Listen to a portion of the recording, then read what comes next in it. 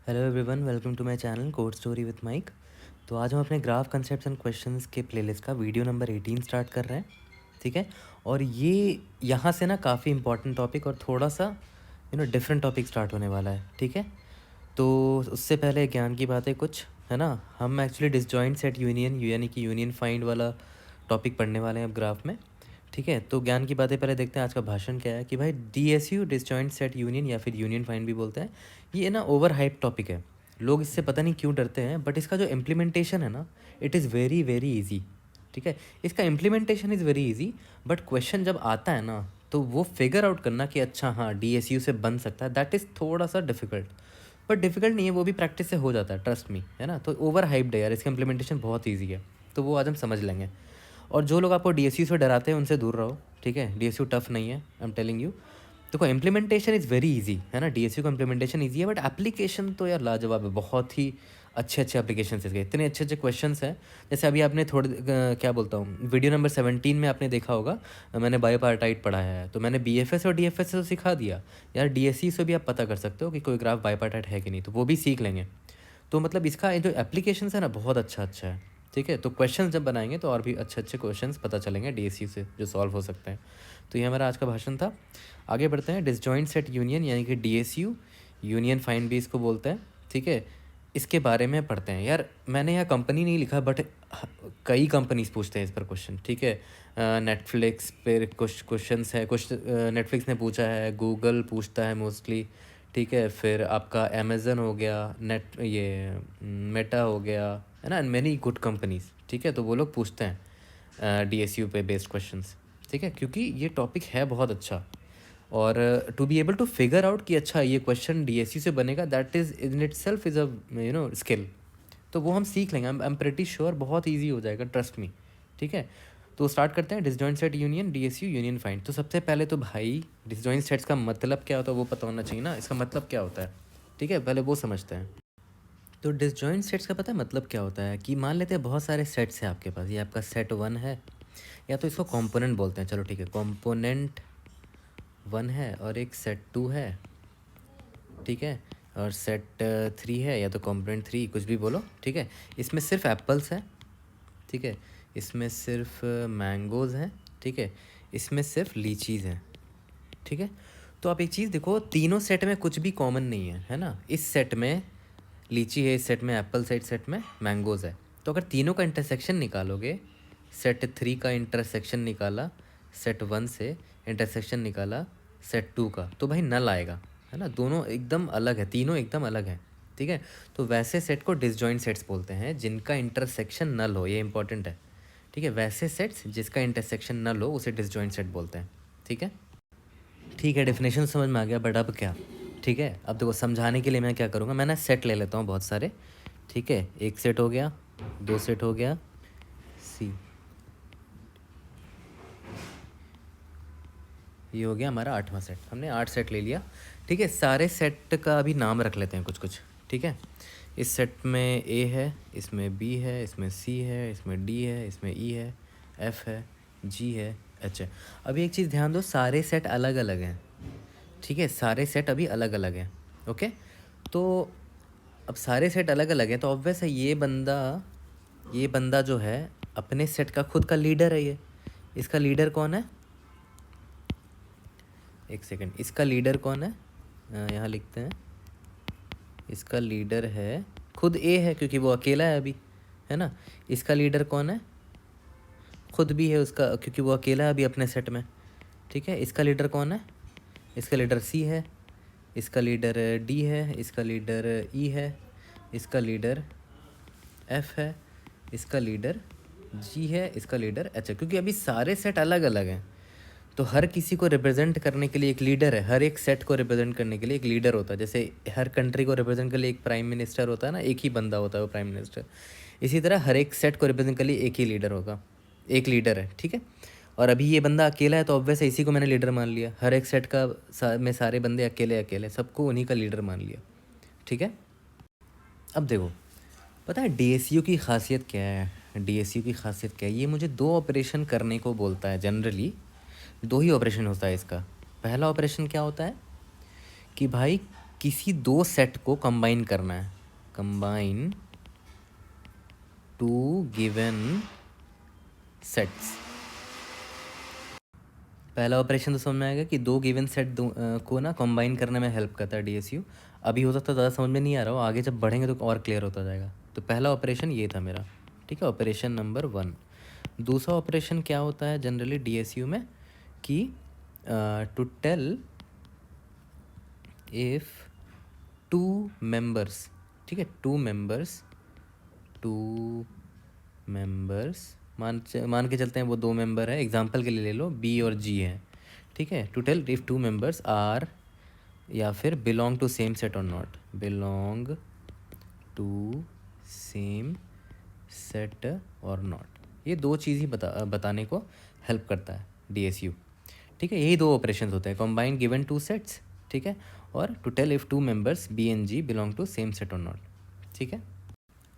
और पता है इसी वजह से इसको पता है यूनियन फाइंड भी बोलते हैं, है ना, यूनियन फाइंड एल्गोरिथम भी बोलते हैं, क्योंकि देखो यहाँ कंबाइन कर रहा है, तो ये क्या करता है, दो सेट को इसने यूनियन कर दिया, कंबाइन कर दिया।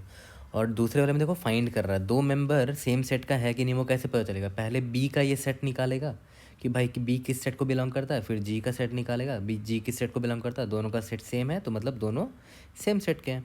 तो यहाँ पर हम क्या कर रहे हैं, फाइंड कर रहे हैं ना किस सेट से बिलोंग करता है, तो that is why it is also called union find, ठीक है। अब एक काम करते हैं ना, यहाँ मैंने बताया था ना कि ए बी सी डी अभी तो अलग अलग सेट्स है सारे, तो हमारे पास 8 सेट हैं और सबका लीडर मुझे पता है कौन है, ए है इसका लीडर खुद भी है, क्योंकि ऑब्वियस है अभी एक ही एलिमेंट है तो लीडर वही होगा। तो एक काम करते हैं ना, मैं आगे जब पढ़ाऊँगा ना तो लीडर की जगह मैं पेरेंट बोलूँगा, ठीक है, लीडर ना बोल के पेरेंट बोलूँगा, ओके, तो ज़्यादा सही लगे, ज़्यादा इंट्यूटिव लगेगा सुनने में, ठीक है, लीडर ना बोल के पेरेंट बोलूँगा। तो एक काम करते हैं, इसको एक वेक्टर में रिप्रेजेंट करके दिखाता हूँ, ठीक है। ये देखो एलिमेंट क्या था, A B C D E F G H, ठीक है, उनका लीडर क्या था, लीडर ना बोल के मैंने क्या बोला, पेरेंट अभी वही है ना, पेरेंट ही रखते हैं, ज़्यादा अच्छा नाम है। तो अभी मेरे पास 8 सेट हैं, सिर्फ 8 सेट हैं, है ना, 0 1 2 3 4 5 6 7, टोटल 8 सेट है हमारे पास, 0 1 2 3 4 5 6 7, ठीक है। हमारे पास टोटल कितने सेट्स हैं भाई, सेट्स का काउंट कितना है हमारे पास, 8 है। और सारे अभी एक अब ऑब्वियस है कि ये सेट जो है ना, इस सेट का पेरेंट कौन है, ए खुद है, यानी कि ये इस सेट को रिप्रेजेंट करना की जिम्मेदारी ये खुद ए ने ले रखी है, ठीक है। ये एक सेट हो गया जिसका जिसका माई बाप कौन है, ए ही है, क्योंकि वो अकेला है, ठीक है। तो मैं अगर इस सेट के पास आऊँगा और पूछूंगा कि भाई ये सेट 1 है, कि भाई तेरे सेट को कौन रिप्रेजेंट कर रहा है, तेरे कंट्री को कौन रिप्रेजेंट कर रहा है, तो ये बोलेगा कि मैं ही हूँ पेरेंट इसका, इस कंट्री का, ठीक है। तो इसी तरह सारे सेट का रिप्रेजेंटेटिव अभी वो खुद एलिमेंट है, क्योंकि अकेला है वो, ठीक है। आगे बढ़ते हैं, तो एक काम करते हैं, ऑपरेशन करते हैं, जो दो ऑपरेशन पॉसिबल है इस डीएसयू में वो दोनों ऑपरेशन करके सीखते हैं कि कैसे काम करता है। तो पहला ऑपरेशन क्या था भाई, कि वो यूनियन कर सकता है, ठीक है। तो एक काम करते हैं ना, मान लेते हैं मेरा पहला ऑपरेशन पता है क्या था, कि यूनियन करो किसका किसका, ए का और बी का, ठीक है, यूनियन करो ए और बी का। तो ये मेरा पहला ऑपरेशन, चलो ठीक है करके देखते हैं। इसका मतलब ये पता है क्या बोल रहा है, कि ए और बी के पास जाओ, ठीक है, ए और बी के पास मैं गया और बोल रहा है कि उन दोनों का यूनियन कर दो, ठीक है। तो पहले तो मैं ए के पास आऊँगा, मैं ए से पूछूंगा भाई ए तुम्हारे सेट का माई बाप कौन है, मतलब तुम्हारे सेट का पेरेंट कौन है, तो ए बोलेगा कि मेरे सेट का पेरेंट खुद ए ही है, मैं ही हूँ। तो बोलेगा चलो ठीक है। फिर ये मैं बी के पास जाऊँगा, मैं बी को बोलूँगा कि भाई तुम्हारे सेट का पेरेंट कौन है, तो बी बोलेगा मैं खुद बी ही हूँ, ठीक है, चलो बढ़िया। तो अब मैं क्या करूँगा कि दोनों का यूनियन कर दूँगा, ठीक है, दोनों के पेरेंट से मैंने बात कर ली है, ठीक है। अब दोनों का यूनियन कर दूँगा, अब दोनों को एक सेट में डाल दूँगा, ठीक है। अब एक चीज़ ध्यान दो, जब मुझे यूनियन करना होगा तो ऑब्वियस है, तो दोनों फिर एक सेट में आ जाएंगे, है ना, दोनों फिर एक सेट में आ जाएंगे। ये ए का सेट और बी का सेट ख़त्म करके मैं क्या करूँगा, एक सेट बना दूँगा, दोनों एक सेट में आ गए, ठीक है। अब फ्यूचर में मुझे कोई बोलेगा कि इस सेट का माई बाप कौन है, अब ये मुझ पर है कि मैं किसको पेरेंट बनाऊँ। तो एक काम करता हूँ ना, मैं ए को ही पेरेंट बना देता हूँ इस सेट का, ये जो नया सेट बना है ना, इसका माई बाप ए ही रहेगा, ए ही लीडर रहेगा, ए ही पेरेंट रहेगा, ए ही रिप्रेजेंटेटिव रहेगा इस कंट्री का, इस सेट का, ठीक है। तो एक काम करते हैं ना, इसको ऐसे भी तो लिख सकते हैं, इसको ऐसे भी बना सकते हैं, ये ऐसे रखते हैं, ठीक है। और मैं बोल रहा हूँ कि ए ही पेरेंट है ना, ए ही पेरेंट है। तो मैं क्या करूँगा ना, बी को उठा लूँगा और बोलूँगा कि ठीक है भाई, तुम जो हो ना, तुम ए के सेट में हो और ए ही तुम्हारा माई बाप है, ठीक है। तो तुम ए को रिपोर्ट करोगे क्योंकि तुम दोनों एक सेट के हो और इस सेट का मालिक कौन है, पेरेंट कौन है, ए है, ठीक है। तो एक चीज़ ध्यान दो, एक नया सेट हमें मिल गया है। तो एक बात बताओ, ए का पेरेंट कौन है? ए का पेरेंट खुद ए है क्योंकि ए जिस सेट को बिलोंग करता है, इस सेट का नाम मैं S1 दे देता हूँ, ठीक है। ए सेट जिस सेट को बिलोंग करता है उसका पेरेंट खुद ए है। तो देखा जाए तो हमारा जो वेक्टर है ना, एलिमेंट और पेरेंट वाला, वो ए के लिए तो अभी भी करेक्ट है ना, ए का पेरेंट ए है। लेकिन बी का पेरेंट क्या है वो देखते हैं। बी का पेरेंट क्या है? बी का पेरेंट तो अब ए हो चुका है, तो मुझे अपडेट करना पड़ेगा ना। तो पेरेंट वेक्टर में मुझे जाके बी का पेरेंट अपडेट करना पड़ेगा कि भाई बी का पेरेंट ए है, ठीक है। यहाँ तक क्लियर होगा, ये हमने एक अपडेट कर दिया। तो चलो अब और ऑपरेशन करते हैं। पहला ऑपरेशन क्या था, हमने ए और बी को यूनियन करने का ऑपरेशन किया था। अब एक काम करते हैं ना, यूनियन ऑफ, है ना, सी कोमा डी करते हैं, ठीक है। तो सी कोमा डी करते हैं, तो सी को मतलब क्या करेंगे, सी को ही पेरेंट बना देंगे नए सेट का, ठीक है। चलो बढ़िया है, सी को पेरेंट बना देते हैं नए सेट का। तो डी क्या करेगा, सी को रिपोर्ट करेगा, एक नया सेट बन चुका है। और मैंने क्या बोला कि डी जो है वो सी को रिपोर्ट करेगा, एक नया सेट बना और उसका पेरेंट है सी, ठीक है। तो देख लेते हैं सी का पेरेंट कौन है भाई, सी ही है, ठीक है, क्योंकि वही रिप्रेजेंट कर रहा है अपने सेट को। लेकिन डी का पेरेंट अब चेंज हो चुका है, ठीक है। डी का पेरेंट कौन है, सी है। तो मैं यहाँ अपडेट कर देता हूँ, डी का पेरेंट हो गया सी, ठीक है। यहाँ तक क्लियर है। इसी तरह मान लेते हैं कंबाइन, किसको कंबाइन, सॉरी यूनियन दे दिया इसने मुझे, ई को मैं एफ़ को यूनियन करने दे दिया। तो ठीक है, मैं ई को मैं एफ़ को यूनियन कर देता हूँ, है ना, और ई को ही पेरेंट बना देता हूँ। वो आप पर, आप किसी को ही बनाओ, मैंने ई को बनाया है, ठीक है। तो अब एफ़ क्या करेगा, एफ़ रिपोर्ट करेगा ई को, क्योंकि ये जो नया सेट बना है यूनियन करने के बाद उसका मालिक ई है, पेरेंट ई है, तो एफ़ का पेरेंट ई हो जाएगा, ठीक है। तो क्या करते हैं, ई का पेरेंट तो ई ही है और एफ़ का पेरेंट क्या हो चुका है, ई हो गया। तो मैंने यहाँ पर अपडेट कर दिया, ठीक है, इधर अपडेट कर दिया पेरेंट में, है ना, एफ़ का पेरेंट ई हो गया, ठीक है। सिमिलरली अगर हम आगे बढ़ें तो यूनियन ऑफ जी को मैं एच कर लेते हैं, यूनियन ऑफ जी को मैं एच, यहाँ पर भी वही होगा बिल्कुल, कि एच को मैं क्या करूँगा, बोलूँगा कि भाई अब तुम रिपोर्ट करोगे किसको, एक नया सेट बना है, तुम जी और एच तुम दोनों एक सेट में आ चुके हो और इस सेट का मालिक जी है, पेरेंट जी है। तो एच का पेरेंट भी हम यहाँ अपडेट कर देंगे जो कि जी है, ठीक है। यहाँ तक क्लियर है। अब देखो ध्यान से, अब मानते हैं कि कंबाइन यूनियन करने बोल रहा है ए और सी का, ठीक है। इन सबको इरेज करते हैं, अब स्टार्ट होगा मेन, ठीक है। यूनियन करने बोल रहा है ए और सी का, यहाँ से इंपॉर्टेंट है, ध्यान देना। तो पहले तो मैं ए के पास जाऊँगा, पहले तो ए से पूछूंगा, भाई ए तुम ये बताओ तुम्हारा पेरेंट कौन है। तो ए बोलेगा कि भाई मेरे सेट का लीडर मैं ही हूँ, मैं ही पेरेंट हूँ। तो ठीक है, ए है। और सी के पास जाऊँगा, सी से पूछूंगा कि भाई तेरा पेरेंट कौन है। तो सी बोलेगा मैं ही पेरेंट हूँ। तो क्या करेंगे ना, इस पेरेंट को बोलेंगे, सी के पेरेंट को बोलेंगे, भाई तुम ना अपने पेरेंट को ए को बना लो, तुम अपना पेरेंट ए को बना लो और उससे कनेक्ट हो जाओ, क्योंकि तुम दोनों अब सेम सेट में आने वाले हो। तो सी बोलेगा चलो ठीक है मैं कर लेता हूँ। तो सी आ जाएगा, ए को पॉइंट करने लगेगा। तो कलर चेंज कर लेते हैं, तो सी कुछ यहाँ पर आ गया, और याद करो सी के नीचे क्या था, डी था ना। तो अब हमारा ग्राफ कुछ ऐसा दिख रहा है, ठीक है, अब हमारा ग्राफ कुछ ऐसा दिख रहा है। चलो ठीक है, तो एक चीज़ ध्यान दो, सी का पेरेंट मैंने किसको बना दिया, ए को बना दिया, ठीक है। तो एक काम करते हैं, सी का पेरेंट हमको यहाँ अपडेट करना पड़ेगा ऑब्वियसली, तो सी का पेरेंट ए को बना देते हैं, ठीक है। तो अब एक चीज़ ध्यान दो, अब मैं सी से पूछूंगा ना कि भाई सी तेरा पेरेंट कौन है। तो सी बोलेगा कि भाई मैं जिस सेट में हूँ ना उसका पेरेंट है ना वो ए है, ए है हमारा लीडर, हमारा रिप्रेजेंटेटिव है, वो है ना वो ए है, ठीक है। इसको वाइट से लिख देते हैं, ज़्यादा क्लियर होगा, ठीक है, सी डी। सिमिलरली अगर मैं डी से भी पूछूंगा कि भाई डी तेरा पेरेंट कौन है, तो डी बोलेगा कि भाई मैं तो सी को रिपोर्ट करता हूँ। तो सी बोलेगा कि नहीं नहीं मैं तो ए को रिपोर्ट करता हूँ। तो अल्टीमेटली डी का पेरेंट कौन है, डी का पेरेंट ए है ना। डी सी से पूछेगा, सी पता है कि रुक जा मैं बता रहा हूँ, सी बोलेगा कि भाई मेरा पेरेंट ए है, ठीक है।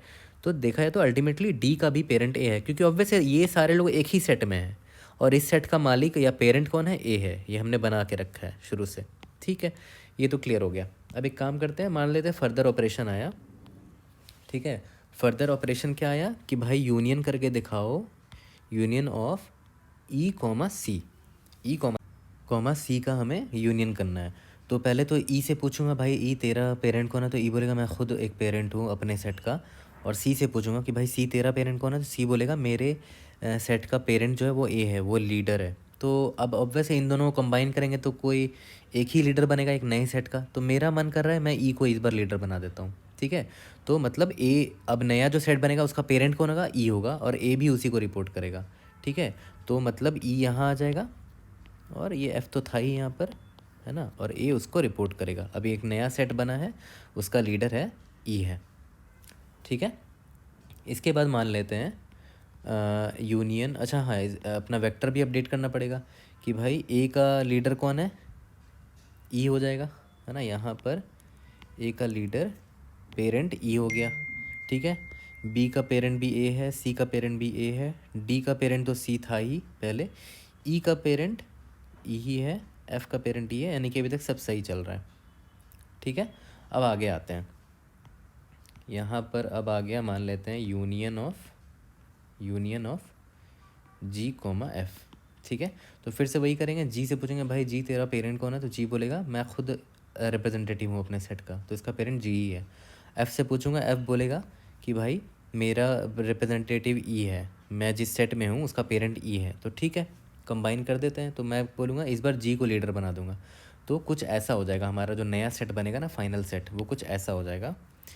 ई ऐसे यहाँ पर होगा, और इस ई भी अब रिपोर्ट करेगा किसको, जी को। जी मेन लीडर बनाया मैंने, और जी का पेरेंट, जी का बच्चा तो ये एच था ही, ठीक है।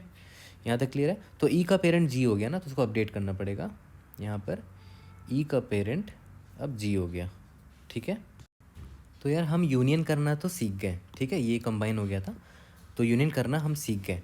अब बात आती है कि फाइंड कैसे नहीं, फाइंड दूसरा ऑपरेशन क्या था, फाइंड था ना, फाइंड, ठीक है। तो फाइंड का मैंने क्या बोला था कि मैं अगर इसको कोई दो एलिमेंट दूंगा ना, मान लेते मैंने इसको सी दे दिया और इसको मैंने एफ़ दे दिया, तो ये ना मुझे पता क्या दे देगा, ये मुझे ये दे देगा कि ये दोनों नहीं सॉरी, मान लेते हैं मैं इसको सी दे दिया, ठीक है, मैं इसको सी दे दिया, तो पता है ये क्या बताएगा मुझे कि क्या सी जो है किस सेट को बिलोंग करता है, मतलब सी जिस सेट को बिलोंग करता है उसका लीडर कौन है, पेरेंट कौन है, वो बता देगा, ठीक है।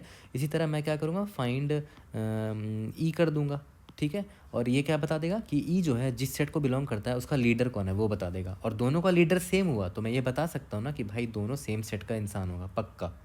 दोनों का लीडर सेम है तो पक्का सेम सेट का इंसान होगा। तो फाइंड भी देख लेते हैं कैसे काम करता है। तो यार पहले ना फाइंड तो बड़ा ईजी है देखा जाए तो, क्योंकि देखो अगर फाइंड सी है मान लेते हैं, ठीक है, तो मैं सी के पास जाऊँगा, पूछूंगा कि भाई सी एक बात बता, तू किसको रिपोर्ट करता है, तेरा पेरेंट कौन है।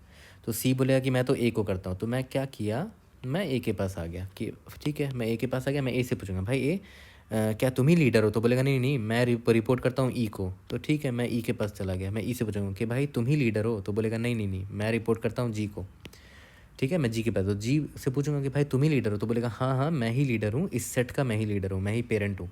तो आपने ध्यान दिया मैंने फाइंड सी किया था, लेकिन मैं सी से ए गया, ए से ई गया, ई से जी गया, जी ही ने मुझे बता दिया कि भाई मैं ही पेरेंट हूँ। तो फाइंड सी का पेरेंट क्या होगा, जी आया मुझे, ठीक है। सिमिलरली फाइंड ई जब मैं करूँगा तो मैं ऑब्वियस से पहले ई के पास जाऊँगा, ठीक है, मैं ई के पास आया, ई से पूछूंगा कि भाई तुम ही लीडर हो क्या इस सेट के, तो बोलेगा नहीं नहीं मैं रिपोर्ट करता हूँ जी को, तो मैं क्या चला गया जी के पास, ठीक है। और जी से पूछा भाई तुम ही लीडर हो इस सेट, तो बोलेगा हाँ मैं ही लीडर हूँ, मैं ही पेरेंट हूँ, तो ठीक है ये जी रिटर्न कर देगा मुझे, ठीक है।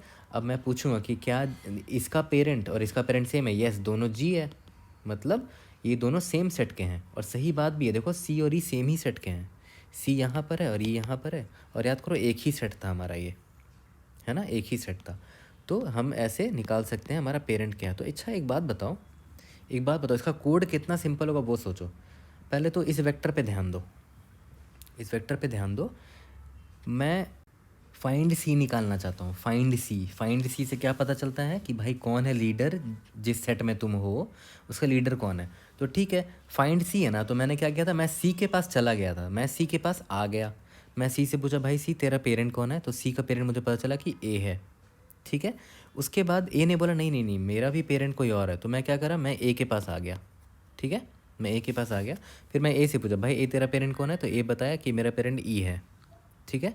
तो पेरेंट बोला कि अच्छा, मतलब मैंने बोला कि चलो ठीक है, ई है ना तेरा पेरेंट, मैं ई के पास चला जाता हूँ, मैं ई के पास आ गया और ई से पूछा कि भाई ई तेरा पेरेंट कौन है, तो ई बोलेगा मेरा पेरेंट जी है। तो मैंने जी से पूछा कि भाई मेरा पेरेंट, तो जी तुम्हारा पेरेंट कौन है, तो मैं जी के पास गया, तो जी ने बोला कि मेरा पेरेंट मैं खुद जी हूँ, ठीक है, मेरा पेरेंट मैं खुद जी हूँ। तो द मोमेंट आई गॉट कि अच्छा, जो पेरेंट जिसके पास मैं आया हूँ वही उसका पेरेंट है, मतलब वही लीडर है इस सेट का, ठीक है। तो मैंने क्या किया, रिकर्सिवली मैं कॉल करते जा रहा हूँ, है ना।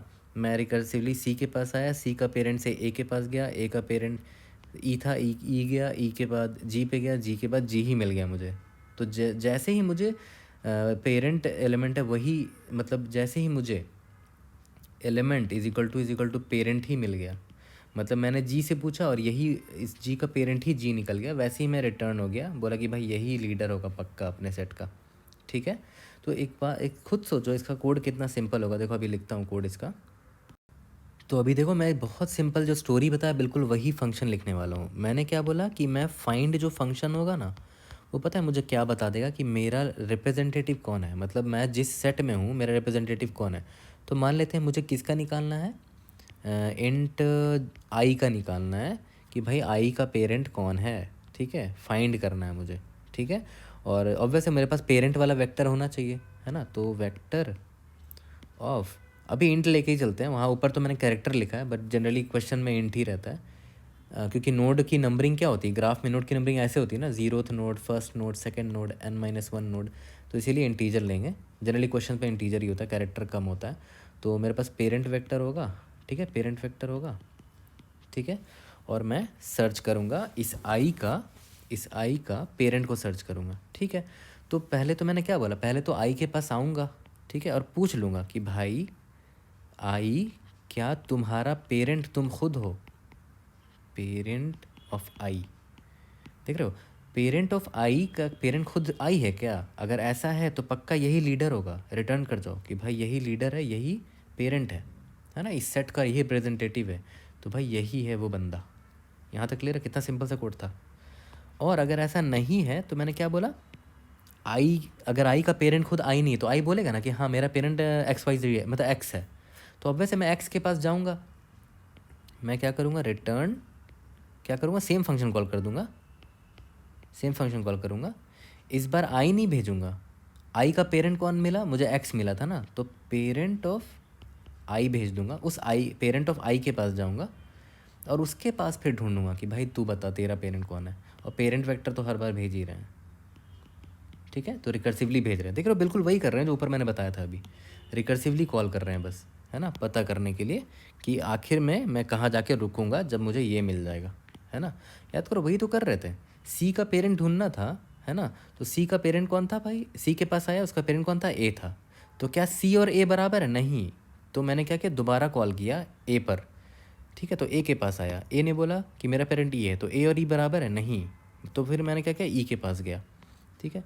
फिर ई के पास गया, ई का पेरेंट जी है, तो दोनों बराबर है नहीं ई और जी, तो मतलब मुझे आगे और जाना पड़ेगा, तो मैं फाइंड, मैंने क्या किया, जी पे फाइंड मारा, ठीक है। तो जी का पेरेंट जी ही निकल गया, मतलब यहाँ पर मैं पहुँच गया, इस कंडीशन में जी का पेरेंट जी निकल गया, parent of I G is equal to parent of G, है ना। तो मैंने रिटर्न जी कर दिया। तो देख रहे हो फाइंड का कोड कितना सिंपल था, है ना। तो इसी तरह अब यूनियन का भी लिख लेता हूँ, है ना।